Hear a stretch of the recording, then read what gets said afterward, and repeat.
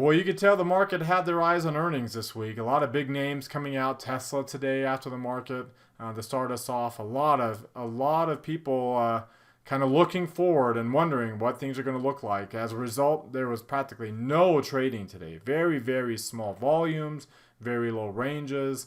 So we're going to kind of break down, this risk on, risk off move. And how risk on we are. I mean, we're very bullish. The trend is strongly bullish. How risk on are we, and how does that correlate with the beginnings of when a risk off move would begin, and what would that look like across different asset classes and the technicals that we're seeing, not only on the S&P 500 but also on the Nasdaq and the Russell too, as they've all kind of been doing their own thing over the past couple of months, really. So we're going to break that down today. Our trade idea as a stock that's been holding up very well. It's had a really good move. In fact, in a sector that's probably been the best performer over the past 3 months.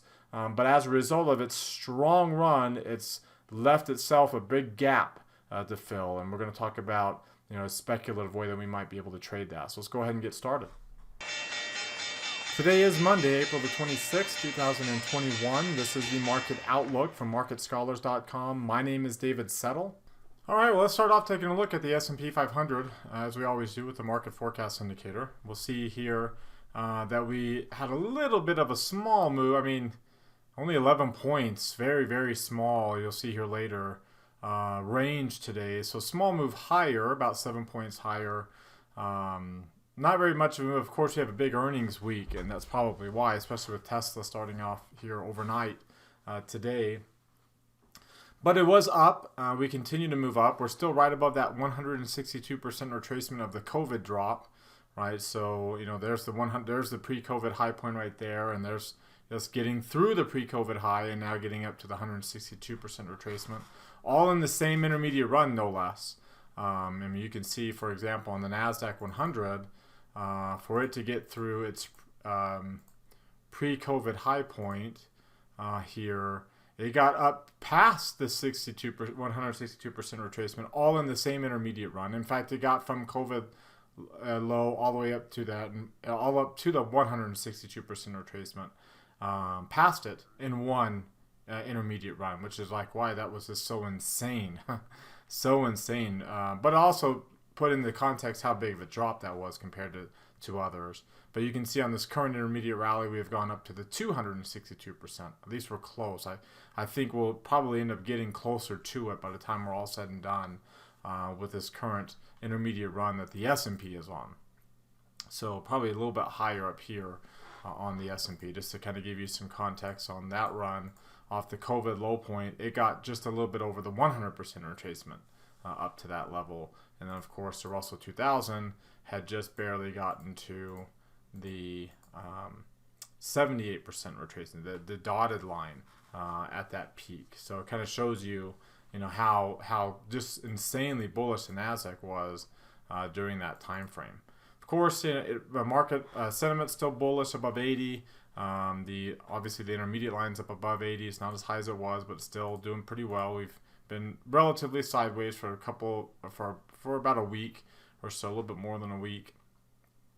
The near-term line had been below 50, so we had this near-term run, very strong near-term rally right there for the S&P. That started the month of April. This is the near-term decline that it had. So kind of put in the context how weak that intermediate decline was, or near-term decline. It barely got to the 23% retracement. So, and now we're pushing up just a smidgen higher today, up to a new high, as you can see on that high tag there. Just a bare smidgen.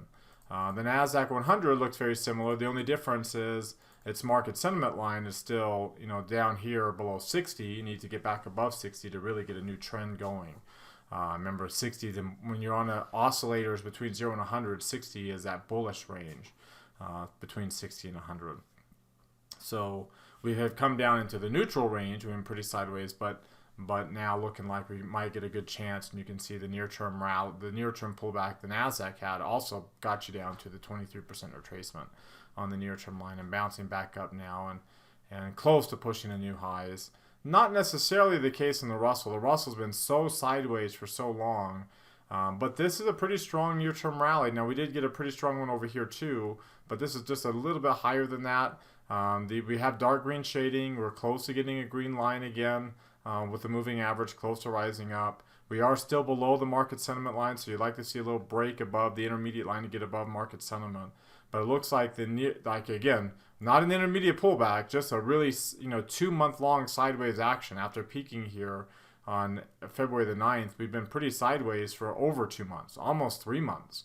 We've been very, very sideways on the Russell. No pullback, no decline, but enough of a sideways action that you can see when we look at this chart here that the moving average, like we've gone, the 50-day moving average is caught up to where we were. There's still a large sizable gap there that will limit the upside, right? The divergence or still convergence there that will limit, like I said, it won't make us go down, but it will just limit how much we go up. As you can see, we are getting a new bullish candle here this week on the Russell. Alright, before we look at some other charts, I invite you to subscribe to our YouTube channel. Mouse over this icon here in the bottom right corner of your screen. Hit the red subscribe button that pops out. There's also one down below the video if you're watching us on YouTube. That notifies you when our videos are posted.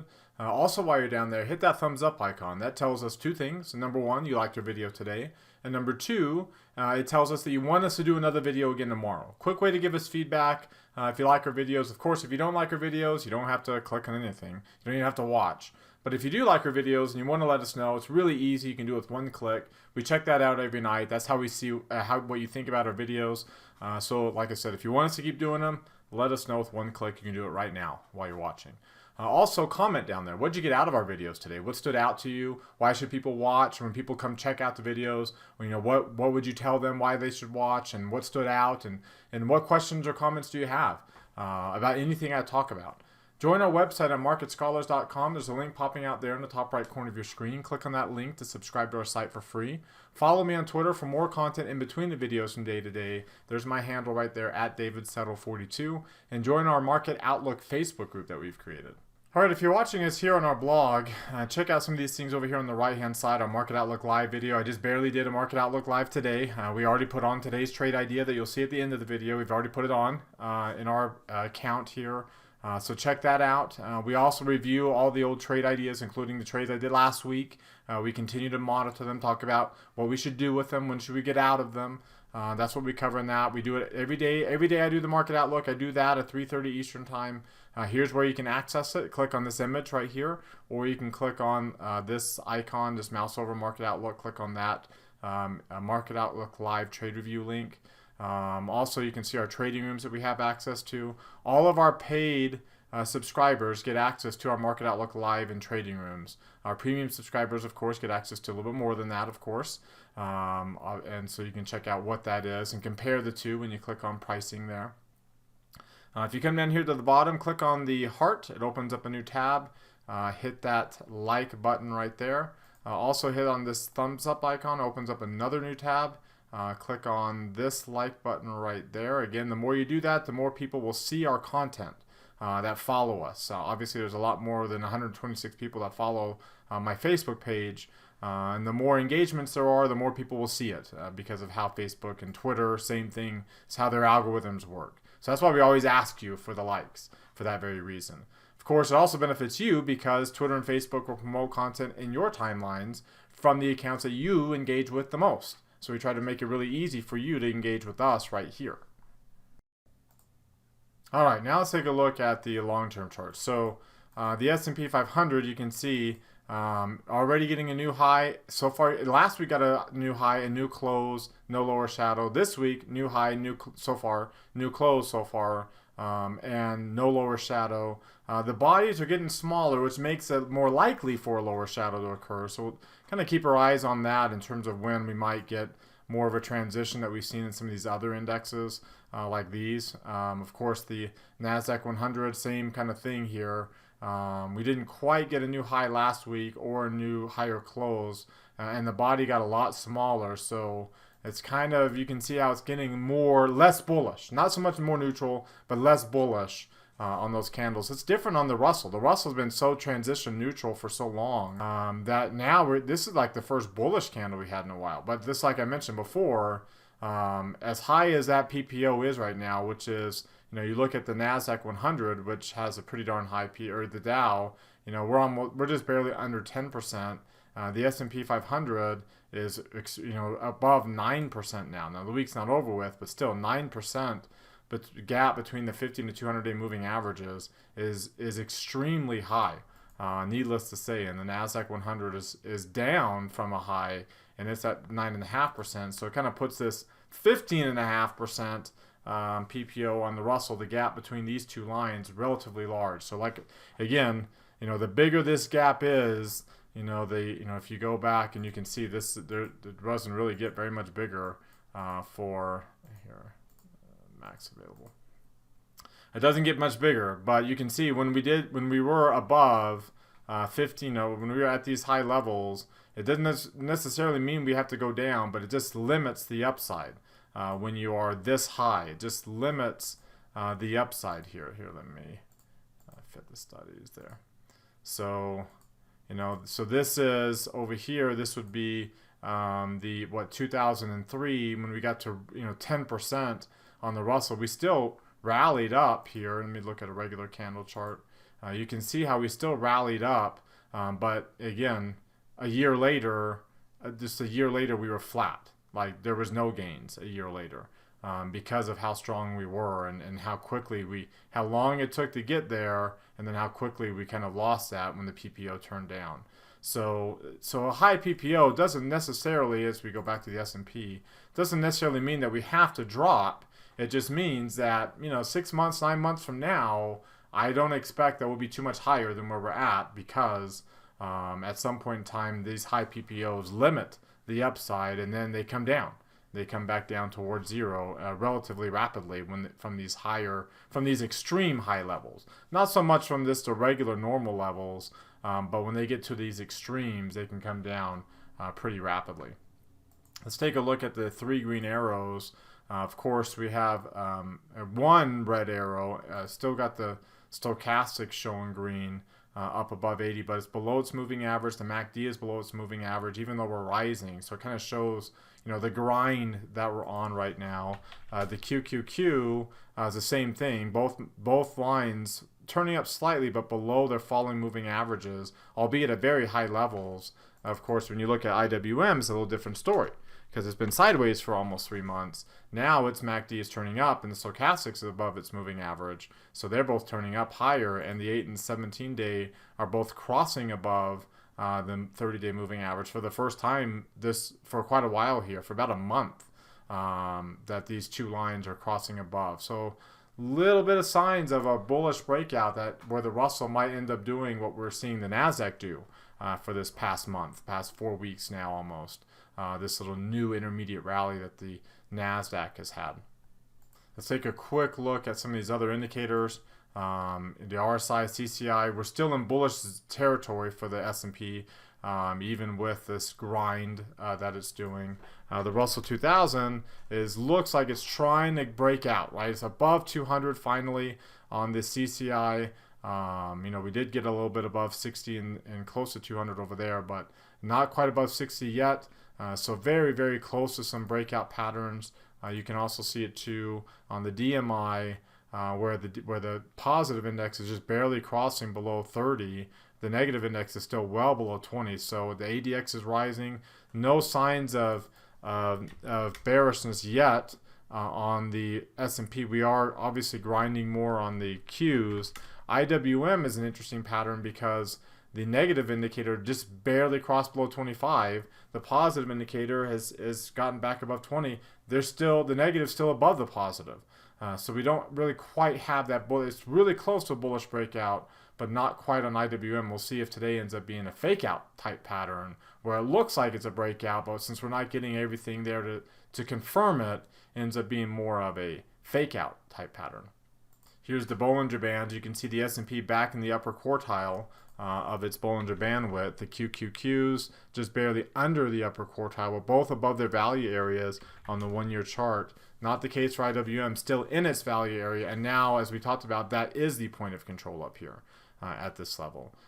So, it's hovering, it's centering around a strong point of control at the top of the value area, very top heavy with very little volume below us, below that 23% retracement. If and when we do start an exhale there, you can see we did get back into the upper quartile though and pushing up against that. And you can also see it too from a Keltner standpoint right here. That the Bollinger Bands are inside the Keltner channels. We are pushing up against the upper band, but still not outside that Keltner channel yet. That's when you'll know, at least that's when there will be a very good, even more of a confirmation that we're getting a bullish breakout. All right, now let's take a look at the intraday chart here. You can see how close we are to the highs. You can also see how small the range was. The green lines are Friday's range. The purple lines last week's range. So we're tightening up on the range, really tightening up, and today's range very tight. And you can see all the volume for the past 4 weeks is over the past couple of weeks. It's all up here, and we're going to be losing all this volume over the course of this week. We will lose all of this volume, and the 4-week and the 4-week low point will move up to that, the April 1st low, and barring a significant new high this week, that's going to be a very, very tight range, tighter than we've seen in quite a while. And that's kind of what we've been seeing in IWM. We got a new high point. You can see the new low over a couple of days. The low is going to be way over here, and that's going to be a relatively tight range, more tight than we've seen in quite a while on the Russell 2000. So, things are kind of tightening up and coiling. The question is, how are we going to uncoil? Considering that we've been so bullish going into the coil, is this enough of an exhale to uncoil just as significantly to the upside once we come out of it? So obviously the $1 million question there. If you take a look at today's volume, again, when you're thinking about breakouts, come over here. You can see not very much volume at all in IWM or SPY. You can see IWM's volume was one of the lowest it's had. That's not the lowest it's had. It's not a holiday, going all the way back to Christmas. So very significant. It was almost like a half day of trading in the Russell 2000 today, with a very small trading range of under 2 points. So let me come over here to this chart and look at SPY. As you saw, the volume way down, 50 some odd million, way down at the bottom. The trading range today was 1.5 points, way below the average. And same thing with IWM, 2 points, way below the average. That's 2-point range today. And then the volume, was 18 million. So that's way down here. So not the most volume that you'd like to see on a breakout type day. Sorry, that's not what I want to look at. This is the one. But again, you can see that we're not, that's the kind of moves you get when you're bullish, and historical volatility is as extremely low as it is. I mean, at least for this post-COVID low point to be at this level, I mean, that's still relatively low volatility considering everywhere else. And we had a jump in volatility today. Now it's, we always have a jump on Mondays. That's the way that these work. But we're still, extremely low. Even with this jump, we're extremely low in volatility. As you saw, extremely low in historical volatility. So we're coiling. The gap between the 4-week range is getting small. We're coiling. We're coiling after, during a very mature intermediate run, at least on the S&P.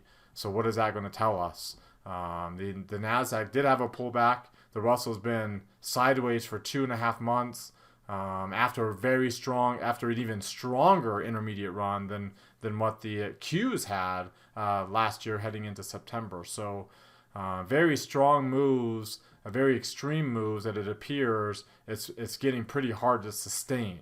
The question is whether or not we will give some of it back or just maintain the position that we've acquired during these strong moves to get up to this point.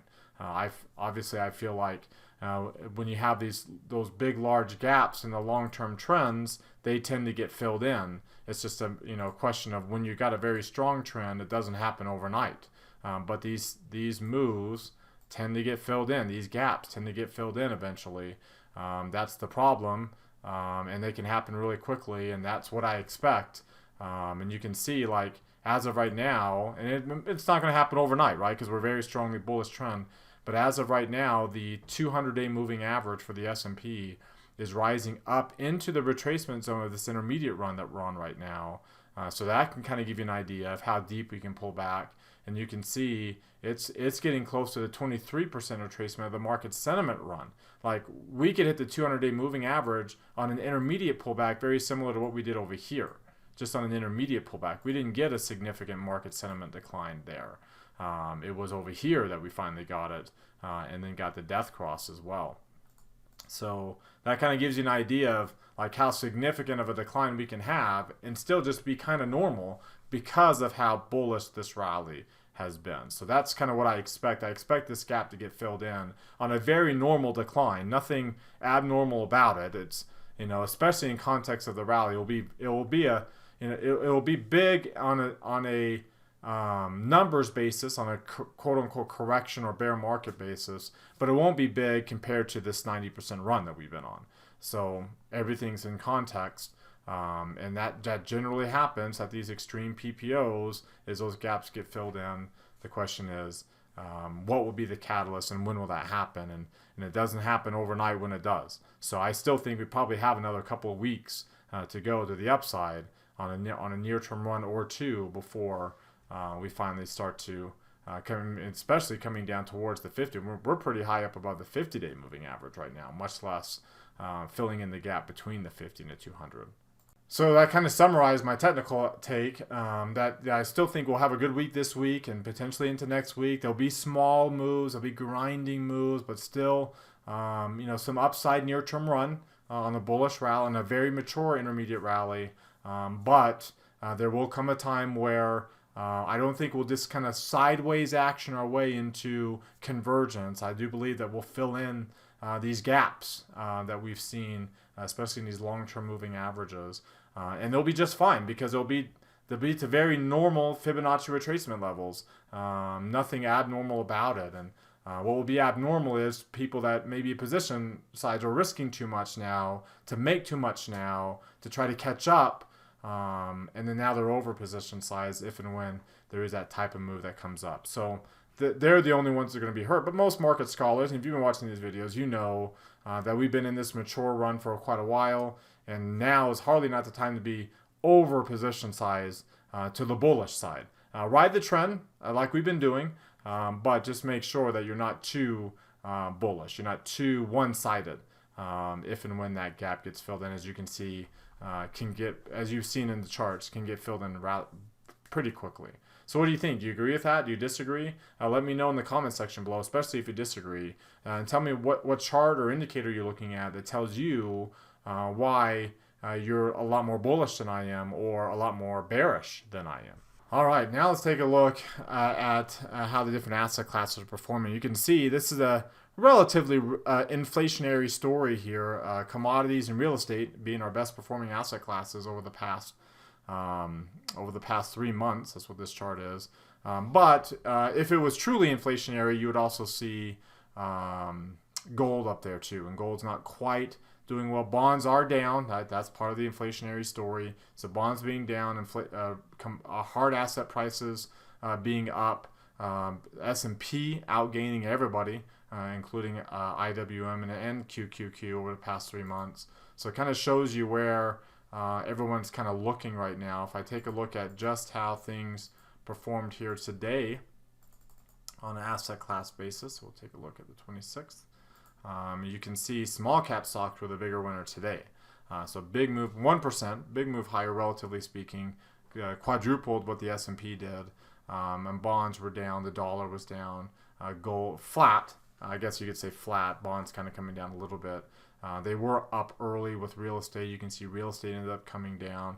Commodities rallied along with Qs. The Qs rallied throughout the day. By the end of the day, as real estate kind of gave up. So small cap stocks started strong, stayed strong. Real estate started strong, ended up relatively weak. Commodities started weak, and Qs were underperforming, and then they rallied. So that's kind of the asset class movement we had today. Of course, our eyes have been closely tied to what the dollar has been doing. With that big breakout we had on Friday, the question is, are we going to hold it? And so far today, pretty neutral. Breakout. We saw pretty neutral after that breakout. So really closely watching this to see if the dollar were to gain any strength. Obviously, it would be a sign of risk aversion if it did. Bonds, despite the little flat kind of down move it had today, still holding the bullish intermediate run that it's starting with the overbought cluster and breaking above the 23% line. And then gold, of course, is up today. Again, same thing. Bullish market forecast pattern. The starting with an overbought cluster and being above this 23% retracement as well. So both of these risk asset classes still look like they're starting these risk off type moves. It just needs to be confirmed by what we're going to see here. So especially coming off of two pretty big breakouts, breaking back above the 23% level on the long-term basis, and then breaking above the Fibonacci retracement zone on this current intermediate, the previous intermediate run that we had been pulling back on down to that 78% level. So the question is whether or not this near-term run is going to really get going, because we're just starting a new near-term run. We had a really good near-term run to get us from these extreme lows back up to this level, and now whether or not we're going to start a new one. And again, getting back above 120, 172, that 23% level will really get us launched towards a new bullish run that we're not quite there yet. And I do eventually think that that will be the case. I do eventually think that we will get that break above that, and on a long-term level, the dollar's going to be bearish. On the short-term level, I can see some kind of inverse head and shoulders pattern working out, where we work our way back down towards the moving average and back into this area here during any period of risk aversion, like I said, that we're already seeing in bonds and in gold, and for that matter too in Bitcoin, right? Bitcoin, a really good engulfing pattern today, but you can see the pattern that it's had. It's got dark pink shading and a red line, and it's back above the 23% level. So a little bit of a quote-unquote risk-off move there. I think people are still trying to figure out whether Bitcoin is a risk asset or a safe haven asset. But right now, of course, it's been bullish during a bullish run on risk appetite. So you would consider a risk asset class, and with its current correlations, and it had broken down below the 23% line until today's engulfing. So we'll see if that engulfing plays out more and we stay above this line and we get going again on a new intermediate run with dark green shading and a green line. Or if there's a broader risk off move, obviously then it would not hold that. So very important to kind of watch this over the rest of this week as well, as to whether or not we are starting this risk aversion trade or not. Now let's take a look at the sectors in a similar situation here, and you can see the 3-month run that we have going on here.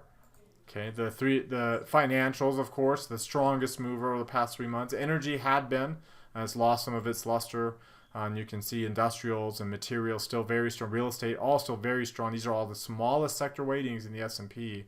Over the last 3 months, some of the cyclical areas starting to do a little bit better. XLK, XLY starting to outpace some of these safe haven areas. But just looking at today alone, again, to kind of see whether or not how risk off or risk on we were today. Energy, financials, materials, technology, discretionary, all doing very well. The safety trades were really off. Utilities, staples, real estate lagging some of these other areas that's been outperforming. But these two really dropping off. So not the most risk on in terms of number performance, but from this chart you would think, man, something really happened as these safety trades people were bailing out of, and to a large degree that's much bigger losses than on any of the gains that we saw on the flip side. If you take a look at this chart, you might see a little bit of a reason why, because they've had such good gains to give up, right? Utilities and staples have been so bullish and so far above their moving averages. Real estate, a little bit, some more too, and healthcare, but you can kind of see why they're gradually moving back and why everything else has been pretty sideways. They're still on persistent bullish runs at very strong 3-month returns, 17% for energy despite the pullback, 12% for real estate, 14% for materials, 16% for industrials, 18% for financials. Some very strong returns, 7% for XLK, 9% for XLC, 5% here. You know, you got 4%, 4.5%, 4% over here. So strong returns in some of these areas, and some pullbacks in others that are further above their moving averages than their cyclical counterparts. So I think that was probably one of the bigger drivers was, you know, those overbought clusters, especially staples coming off an overbought cluster. You know, it's healthcare also getting one, utilities also getting one here recently. You know, those are not the typical areas, safety trades that you would expect would be getting overbought clusters during a intermediate rally. So I think there's a little bit of a overbought selling that's going on in those spaces. I mentioned the financial sector and how you know it's been the best performing sector. Now the energy is pulled back. Financials, they got a couple of scary patterns themselves that I'm a little concerned with. Number one, J.P. Morgan, which is where our trade idea is going to be on today. You can see you got dark pink shading in a red line. There's the big rally coming off of that Halloween low point, and a pretty significant move up about 50 some odd percent. You know, what would that end up being from this level down here up to that high point? That's a 64% return, 167 annualized return. I mean, that's a really strong run. And now you can see the dark pink shading, and you look at the two line versions of the MACD and stochastics, and you can see they're bearish below their moving averages that are at low levels, well below 40 on the stochastics, below 0 on the MACD. You can see that the stock is trading. It was kind of flirting with the 17-day when we were looking at this in our Market Outlook live session. But since we put it on, it closed even lower by the end of the day and finished below the 8-day moving average, so the long upper shadow. So relatively bearish close there while we were making a trade on it. You look at the DMI for the stock, and you can see, you know, a bearish. You know, we had a little bit of a bearish breakout. We're pulling back a little bit, but still in bearish pattern mode. And you look at the RSI and the CCI, and you can see same thing. We had kind of broken down bearish and bounced up a little bit up to midpoints. Not necessarily, you know, kind of a again like an oversold bounce, but a bounce that would that you get in bearish moves, right? Because you don't go down all the time in bearish moves. You do get bounces up. In this case, up to that blue line, up to the top of the cloud. That this now acting as a resistance since we're in it. An opportunity to work our way down. And now here's a couple scary charts that come out to me. You know, if we do really get going to the downside, there's nothing holding us up. If you go back a couple of years to the pre-COVID peak, you can see there's a volume node right around this 137 area that can give it some support. But just in the last year, I mean, there's nothing here. So it can drop really quickly, very easily. And the same thing over here on this chart, JPM, you can see a very large gap between the 50-day and the 200-day moving averages, as you can see with this PPO, that we tend to fill in those gaps when we move. We don't have to drop all the way to 127, but you know, if we get down to that 136 level, that pre-COVID high, that high point there's the pre-COVID high right there. If we get down into that area, you know, it's very easy for it to do that kind of a move. So the trade that we did today, a little bit of a speculative trade, is we looked at buying a put vertical spread. So buying a put at 140 in June expiration this time. I know I got 25 days left still in May, but I'm going to give this a little bit more time. It's more of a directional trade. So buying that 140 put out of the money, selling the 135, that's about where that support is. So if we can get down to that area, it's really, really cheap. We bought it for, ended up getting, looks like we got for what, 67 cents? 67 cents there. So about a half a normal position size. But if it works out, you can see we get about a 7-to-1 reward to risk ratio in the worst case scenario. Of course, if we get out, if it keeps going up, it breaks back up, then we'll get out with a couple $100 loss, which makes it more of like a 14-to-1 reward to risk ratio if we can get out with a 50% loss of maximum loss. So pretty directional move, pretty speculative move, but very low risk move because we're only putting a couple $100 at risk, up to 500 at most. And we got the potential return of up to $3,500 if, again, we only get down to that 136 area, 135, 136 area, if that's where we ultimately get to by June expiration. That's with a 1 standard deviation. Remember, when stocks go down, they don't typically go down just 1 standard deviation. They tend to go down more like 2 standard deviations, which, Again, if we were to go down to here and then bounce back up, you can see how it would be very easy for us to get what we're looking for out of this trade. All right, you heard from me now. Now I want to hear from you. Use that link popping out in the top right corner of your screen that takes you to our Market Outlook forum. Remember, all of our subscribers, even our free subscribers, get access to that forum. Our premium subscribers get access to all of our class forums, but everybody has access to the Market Outlook forum. So post any threads there, reply to anybody else's threads, and let's keep this conversation going in between videos. As always, thank you very much for watching. Remember to subscribe to our YouTube channel, hit that thumbs up icon, like us on Twitter and Facebook as well, and comment on the video. Have a great rest of your Monday night, everybody, and we'll see you all next time.